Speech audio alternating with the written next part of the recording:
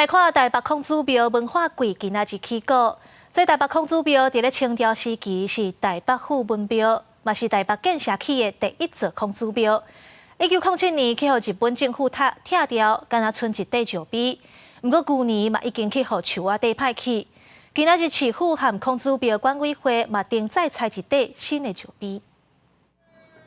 礼教医生动作整齐、仪态严肃，来到石碑头前，这是孔子公圣驾头前的仪队。办是台北孔庙管委会和台北民政局来到清台北府文庙古碑的位置，为新拆的石碑办改碑仪式。嘛，请大量国小中庆国中的正典礼教医生做伙来参与。过来，伊嘛伫咧今年孔子公祭拜大典当中跳义舞。台北孔庙开始跳义舞这个时代，大概是在民国20年的时候，1931年。 孔庙成立的时候，就会有学生在跳义舞这样子。对，那我们学校历史上有记载的话，大概是民国45年开始，就是由校内老师来担任教练来教授学生跳义舞。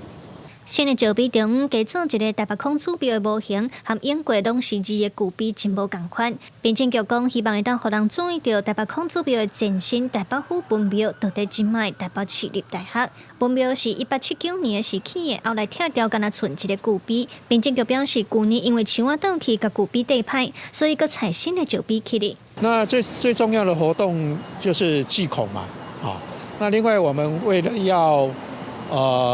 让那个现在的年轻人能够去了解孔庙的相关的那个文化，孔子儒家的思想，所以会办一些市集、研游会、讲座。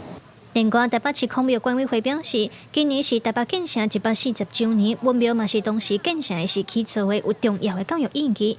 管委会表示，台北孔庙文化季按9月初5开始，有办相关的讲座和古籍修复纪录片、首映会等等的活动，要招民众做伙来参加。记者卢尚如、郑俊尧台北报道。